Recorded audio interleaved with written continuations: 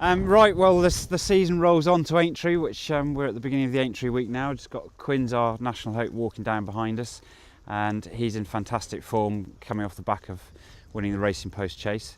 He's only 7, but he's a very mature 7. He seems to jump well and has what we consider to be the right attributes to go to Aintree and have a very good chance. So, very excited about him running in the big race, and he's he's just about to have his last piece of work now, so hopefully that will go well. Jack, who looks after him and rides him, is riding this morning, so he'll know that that he's in tip-top condition, ready to go there. And Aintree is obviously another big festival after Cheltenham, and the season just rolls on from one festival to another at this time of year, with Cheltenham, Aintree, Punchestown and Ayr, and then Sandown to finish the season off. And Aintree is just as important as Cheltenham, although it's very nice to have, having had a successful Cheltenham and having 2 winners in the bag, winning the Arca with Captain Chris and the bumper with Cheltenham, which was fantastic. And we wouldn't have as many runners to go to Aintree, but hopefully we've got quality rather than quantity. So let's say Quinn's would be our one runner in the national. Wishful Thinking goes in cracking order, having run very well at Cheltenham. Persian Snow is back in great form, having missed Cheltenham, but won at Ascot earlier in the season. So we've got several chances going there, and I say it's quality rather than quantity. Aintree is a fantastic festival where it's fantastic racing, as is Cheltenham. We've got bittersweet memories of Aintree, really. We've had lots of winners up there. In the big race itself, Sam Lee finished 3rd a long time ago, and What's Up Boys finished 2nd, and he looked like he was going to win at the elbow, and we thought that was going to be the one, but just got collared on the line by Binderee, which was a great shame, but fantastic to finish 2nd. But winning is everything, so we go there with some reasonable hopes anyway. He's working with Calusa Shadow.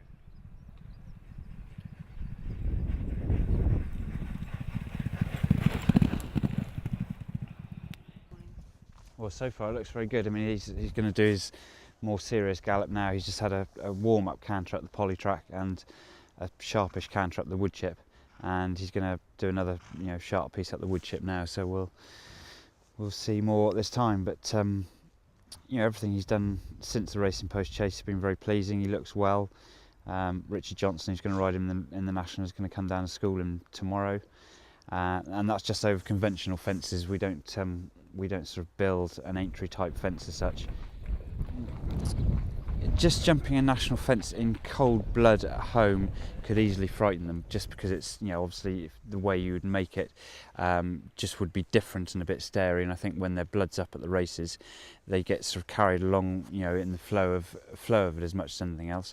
And also just for the sake of you're only going to send horses there that you think jump well anyway, and the extra schooling and the extra the bigger fence probably are more likely to cause injury before the races as much as they are to do any good. So I think as much to not frighten them before they go to the races as anything else. And as I say, he's a very straightforward. He's jumped very well up until now, and don't see that there's any need really. Everyone says that the fences have been modified and it's now a much softer race and everything else, but you've still got to bear in mind they're different fences. There's 40 runners going flat out. You still need to have the winner of the race. You still need a lot of luck and everything to fall into place and go your way. And it's one of those races where year on year we all get excited about thinking that we've got the horse that's capable of winning it. And yes, you just got to hope for a good clear run and not to get brought down, and all the other whys and wherefores of what it takes to win a national. We've all seen the stories of Foynaven and Devon Lock, and it's still an amazing race with an amazing history, and you need everything to go absolutely planned to win it. So all we can do is have Quinn's in the best possible form, which I hope we have, and the rest is up to him and Dickie to sift their way through the melee and come home in front.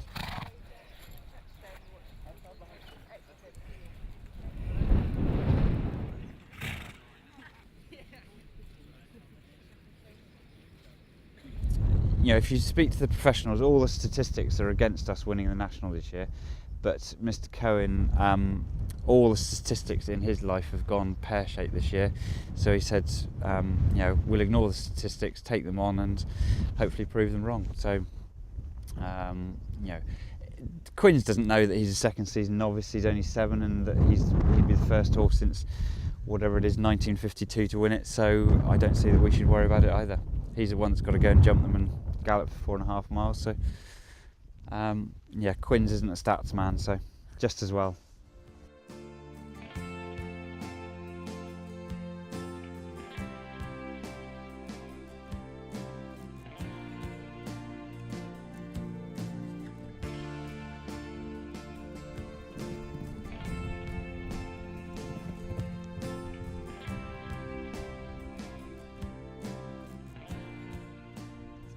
He's ready to go, is he? Good. Have you gone slightly better than Clusa Shadow, or? Have you? Right. Very good. Well, as I say, it looked like a very good piece of work, and Jack, who rides him every day and rides him in all his work, is very happy with him. So all we got to do now is wrap him up in cotton wool, school him tomorrow, and then he's ready to go. So that's really great that he's worked well this morning. Anyway, it's a bit late in the day to put a moderate piece of work in this morning, but no, very, very pleased.